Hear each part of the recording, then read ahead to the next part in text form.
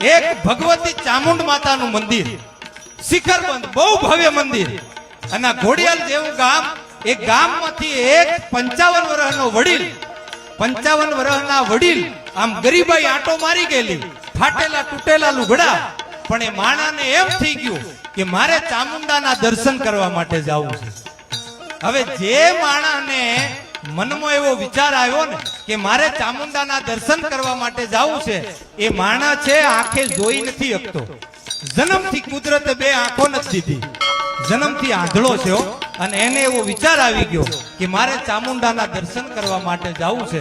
હાથમાં લાકડી લીધી, ધીમા ધીમા ધીમા ધીમા ડગલે લથડિયા ખાતા ખાતા ખાતા ભગવતી ચામુંડાના મંદિરમાં પહોંચે છે.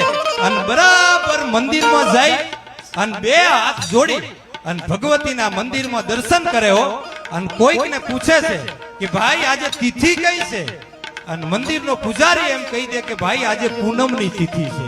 અને માણા એવું નક્કી કરી લે કે આજ પછીની જેટલી પૂનમો આવે ને એ કોઈ પૂનમ ચૂકવી નથી. ભગવતી ચામુંડાના દર્શન કરવા માટે દર પૂનમે જવું છે. માણા પાછો ઘરે આવે, બીજી પૂનમ આવે અને બીજી પૂનમે દર્શન કરવા માટે જાય. ત્રીજી પૂનમ આવે, દર્શન કરવા માટે જાય. આંખે જોઈ નથી શકતો, લથડિયા ખાતો, પડતો, ઊભો થાતો, બીમાર હોય, હાજો હોય, એ દર પૂનમે દર્શન કરવા માટે જાય. 10 વર્ષના વાણા વાઈ ગયા અને 10 વર્ષમાં એક પણ પૂનમ એ માણસ ચૂક્યો નથી. અને 10 વર્ષ પછી એ માણા ચામુંડ માતાના દર્શન કરવા માટે જાય. મંદિરમાં બે હાથ જોડી દર્શન કરી મંદિરના એક ખૂણામાં બેઠો છે. અને 2-4 જુવાનિયાઓને એમ થઈ ગયું કે લાવને આની કઈક મસ્કરી કરીએ.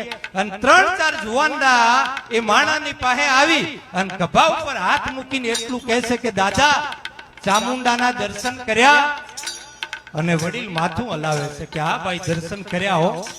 અને પછી જુવાનડાઓ શું કહે છે ખબર? કે દાદા તમને તો આંખે દેખાતું નથી તો દર્શન કેવી રીતે કર્યા?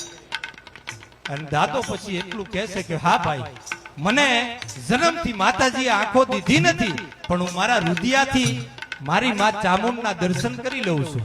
કે એમ આંખો ના હોય તોય દર્શન થાય ખરા? કે હા, મારા રુધિયાથી દર્શન કરું છું. અને પછી જુવાનડાઓ એટલું કીધું કે દાદા આજ દર્શન કર્યા? તો કે હા કર્યા. તો ખાલી એટલું કહી દો કે ચામુંડ માતાને કેટલા મોઢા છે? અને દાદો કે ભાઈ ચામુંડ માતાના મોઢા કેટલા છે એ મને નથી દેખાતું. તો કે ચામુંડા માતાજીને જે આજ સાડી પહેરેલી છે એ કેવા કલરની છે? લાલ કલરની છે, લીલા કલરની છે કે પીળા કલરની છે? કે ભાઈ એ સાડીનો કલર એ મને નથી દેખાતો.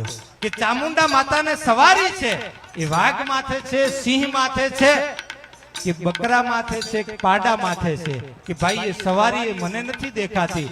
અને પછી જુવાનડાઓ એટલું કીધું કે ભલા માણા, જો આ કાંઈ દેખાતું ન હોય ને તો ખોટા મંદિરના ધક્કા ખાવા માટે હું કામ આવતા હશો? ઘેર બેહીરો તો કાંઈ દેખાતું નથી તો દર્શન કરવા માટે હું કામ આવો છો? અને પછી જે દાદાએ જવાબ દીધો ને સાહેબ, એ તમારા મારા કાળજામાં વાગી જાય એવો જવાબો. દાદો કે ભાઈ ભલે મને કાંઈ નથી દેખાતું, પણ મંદિરમાં બેઠી છે ચામુંડાને તો દેખાય છે ને કે દર પૂનમે હું અહીંયા દર્શન કરવા માટે આવું છું સાહેબ. ભલે મને કાંઈ નથી દેખાતું, પણ મંદિરમાં જે ચામુંડા બેઠી છે એને બધુંય દેખાય છે.